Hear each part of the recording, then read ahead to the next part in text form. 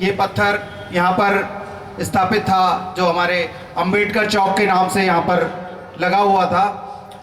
काफ़ी जर्जर स्थिति में हो चुका था अब तक, तो हमें देखकर बड़ा खेद भी होता था कि बाबा साहब के नाम से यहाँ पर पत्थर है और मतलब इस स्थिति में हो चुका है।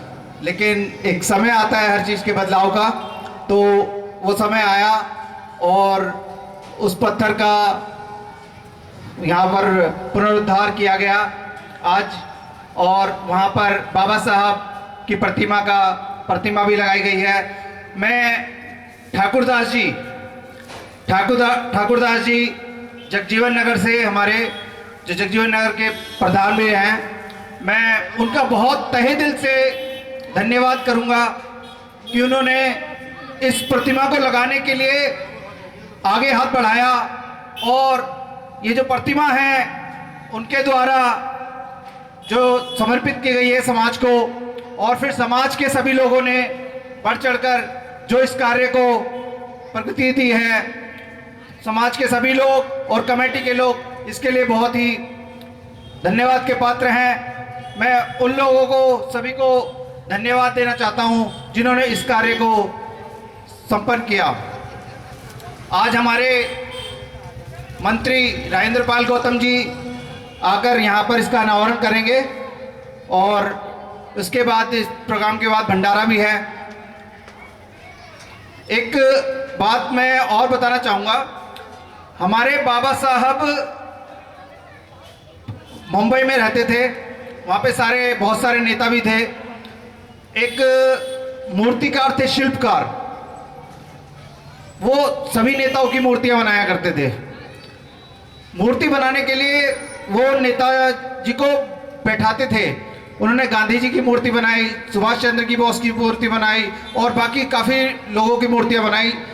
तो वो हमारे बाबा साहब से समय मांगा करते थे मूर्ति बनाने के लिए, क्योंकि 4-5 घंटे का समय लगता है उस मूर्ति को बनाने के लिए।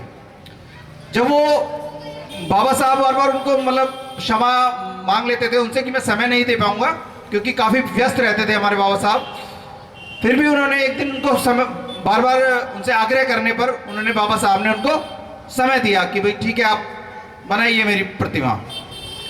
बाबा साहब आकर बैठे, उन्होंने प्रतिमा वहाँ पर गढ़नी शुरू करी। पत्थर की प्रतिमा जो थी वो गढ़नी शुरू करी। लगभग आधा 1 घंटा हुआ था, तभी वहाँ पर बहुत जोर से बरसात होने लगी। अब बरसात को देखकर बाबा साहब घबरा गए और एकदम उनसे क्षमा मांगकर वो वहाँ से जाने लगे। तो उन्होंने पूछा, क्या हुआ, आप क्यों जा रहे हैं प्रतिमा को अधूरा छोड़कर? उन्होंने कहा, भाई यहाँ मेरी प्रतिमा तो बन जाएगी, लेकिन वहाँ एक ग्राउंड है, वहाँ ग्राउंड में मैंने एक पुस्तकालय बनाया हुआ है, जो हमारे गरीब बच्चों के लिए, दलित बच्चों के लिए एक पुस्तकालय है। लॉ की किताबें थी उस पुस्तकालय में, कि अगर मैं नहीं गया, थोड़ी देर और बारिश हो गई तो वो पूरी पुस्तकें वो भीग जाएंगी और वो खराब हो जाएंगी।